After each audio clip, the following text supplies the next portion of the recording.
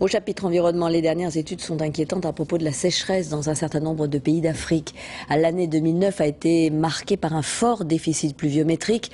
Le lac Tchad, par exemple, qui était l'un des plus grands réservoirs d'eau du monde, s'est réduit de plus de 90% et c'est une catastrophe, comme nous le montre ce reportage de Fanny Lothaire et Pierre-Jean Perrin.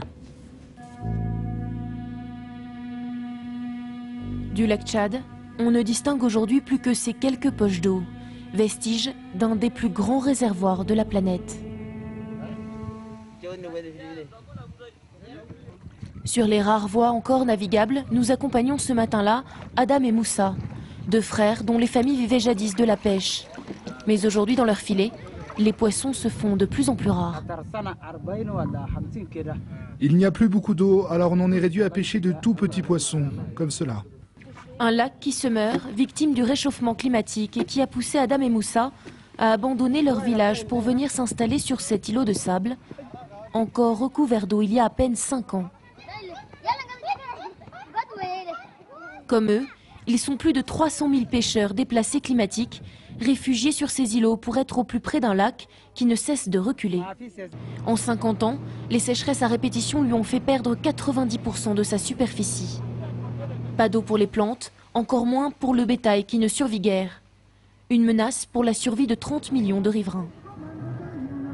Face aux risques humanitaires qui se profilent, Mohamed Sorto apporte un remède de crise. Tous les mois, cet agronome rend visite aux femmes de ce village. En guise de nourriture, il les incite à cultiver une denrée étrange. C'est le site lui-même, le site de la production de la spiruline. La spiruline, une micro-algue verte récoltée dans ce bras de lac avec un simple seau, un coupe-faim pour les riverains. Dans 100 grammes, vous avez 70 grammes de protéines.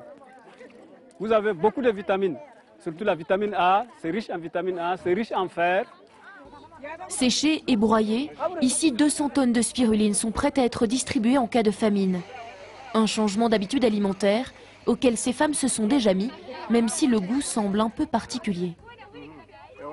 Grâce à une vingtaine de parcelles comme celle-ci, la culture de la spiruline permettrait de venir en aide à près de 2 millions de personnes qui souffrent de malnutrition à cause de l'assèchement du lac.